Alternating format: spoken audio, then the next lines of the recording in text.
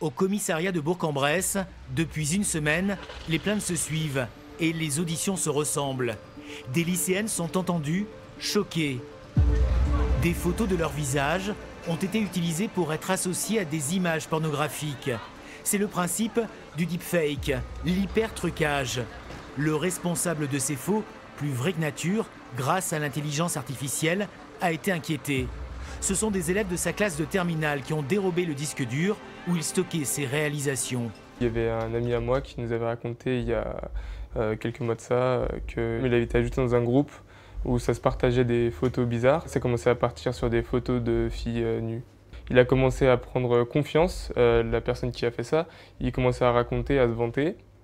Et du coup, on a décidé de voler le disque dur où il a transféré ses données pour voir s'il y avait vraiment quelque chose dedans. Ces lycéens qui étudient l'informatique et la cybersécurité ont eu du flair.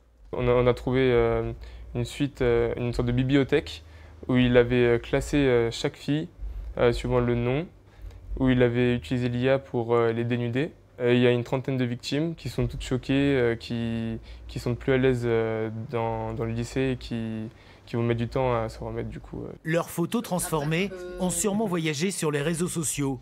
Le plus souvent, les deepfakes mettent en scène des personnalités pour faire rire la planète. Mais avec les applications d'intelligence artificielle, chacun devient une cible potentielle. On peut s'en protéger. Éviter de poster des photos de famille, notamment quand il y a des mineurs. On floute systématiquement les visages des mineurs. On évite de mettre son visage sur les réseaux sociaux, même si c'est tentant de se dire tiens, je me prends en photo devant un monument pour montrer que je suis en vacances, etc. Mais ça veut dire repenser aussi notre rapport aux réseaux sociaux. La diffusion de deepfakes peut être considérée comme un délit, passible de 2 ans d'emprisonnement et 45 000 € d'amende.